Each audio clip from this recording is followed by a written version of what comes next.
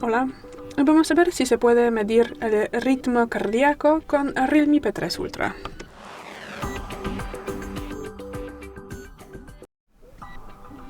Para esto pasamos a los ajustes, luego tendremos que bajar y nos interesa la última pestaña Realme Lab.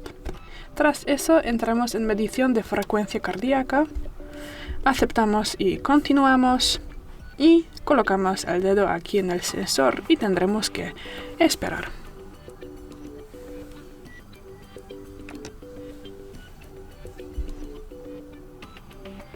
Bueno, luego se puede seleccionar el estado. En mi caso será general, lo guardamos, aquí tendremos el historial y aquí podemos repetir la medida y ya es todo. Gracias por el vídeo, danos un like y suscríbenos. Hasta luego.